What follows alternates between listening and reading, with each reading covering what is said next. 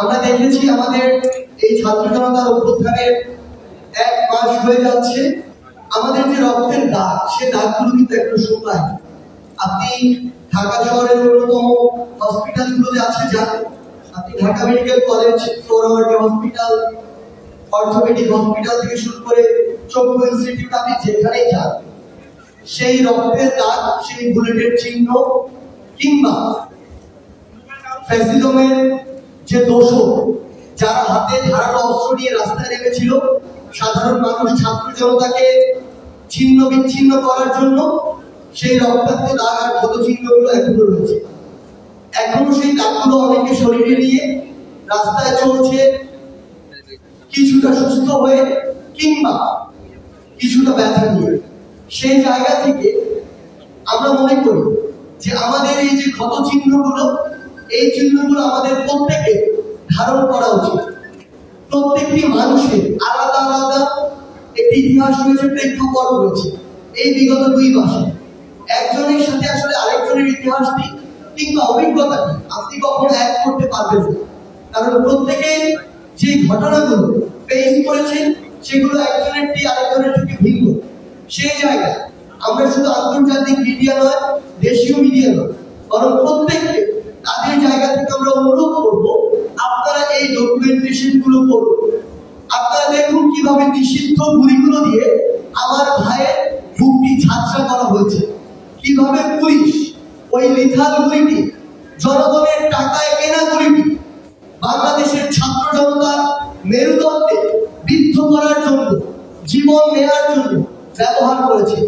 এটি অবশ্যই বাংলাদেশ যতদিন থাকবে বাংলাদেশের ইতিহাসের পাতায় লিখা থাকতে হবে। এটি যদি লিখে না থাকে তাহলে পরবর্তীতে এই আওয়ামী লীগ কিংবা অন্য কোন দল আবার একইভাবে এই ফ্যাসিজমের, এই ফ্যাসিবাদের ধারক ও বাহক হয়ে উঠবে। তাদের এটি জানা থাকা উচিত, মনে রাখা উচিত মানুষ কতটা ঘৃণা করে এই ফ্যাসিস্ট সরকারকে প্রত্যাখ্যান করেছিল, কত নির্লজ্জভাবে তারা যখন এই ফ্যাসিবাদটি চালিয়েছিল, মানুষ কিভাবে এই ফ্যাসিবাদের পতন ঘটিয়েছিল। আমরা চাই আপনারা এই ডকুমেন্টেশনটি করুন। আমরা ভাবছিলাম যে 5ই অগাস্টের পরে 1 মাস হয়ে গিয়েছে, বিভিন্ন জন বলছিল যে আমরা একটি বিজয় র্যালি করতে পারি কিনা, কিন্তু আমাদের অধিকাংশ ভাইরা, বোনেরা, ছাত্র জনতা তাদের জায়গা থেকে স্পষ্ট করে জানিয়ে দিয়েছে বিজয় র্যালি, বিজয় মিছিল করার সময় এখনো হয়নি।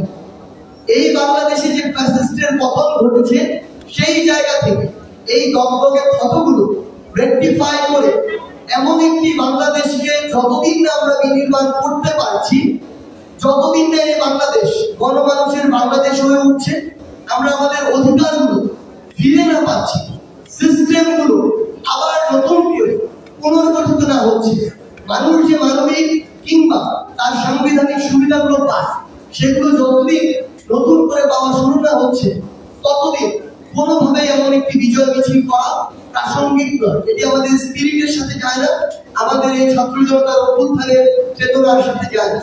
সেই জায়গা থেকে আমরা এই মুহূর্তে সবচেয়ে গুরুত্বপূর্ণ মনে করি আমাদের সেই ভাই বোনদের যারা এই ফ্যাসিস্ট সরকারের পতনের জন্য, আওয়ামী লীগের এই দুর্বিষহ শাসন ও শোষণ আমলে পতনের জন্য নিজের রক্ত দিয়েছেন, জীবন দিয়েছেন। গুলির সামনে আবু সাইদ থেকে শুরু করে আমার হাজারো ভাই যেভাবে বুক পেতে দিয়েছে, একটা গুলি খেয়ে পরের গুলিটি আবার নিজের বুকে নেওয়ার জন্য শক্তি নিয়ে দাঁড়িয়ে গিয়েছে। এখন সময় হচ্ছে আমার সেই ভাইদেরকে স্মরণ করা, ধারণ করা। সেই জায়গা থেকে আমরা মনে করি যে আগামীকালকে 5 সেপ্টেম্বর পুরো বাংলাদেশে প্রত্যেকটি জেলা, প্রত্যেকটি উপজেলা, প্রত্যেকটি ইউনিয়ন থেকে শুরু করে মহানগরের প্রত্যেকটি সেক্টর যেভাবে এক একটি যুদ্ধের সেক্টর হয়ে উঠেছিল সেই 5ই আগস্টের দিন কিংবা তার পূর্বের দিনগুলোতে, সেভাবে আগামীকালকে আবারও আমার ওই শহীদ ভাইদের স্মৃতিকে, স্পিরিটকে নিজের মধ্যে ধারণ করে আমার ওই যে আহত ভাইগুলো এখনো হাসপাতালের বিছানায় কাতরাচ্ছে, আমার যে ভাই বোনগুলো তাদের হাত হারিয়েছে, পা হারিয়েছে, চোখ হারিয়েছে, তাদেরকে স্মরণ করে তাদের স্মৃতিকে ধারণ করে আমরা আগামীকাল 5 সেপ্টেম্বর আমাদের ছাত্র জনতার অভ্যুত্থানের 1 মাস পূর্তি উপলক্ষে আমরা একটি শহীদি মার্চ করতে চাই।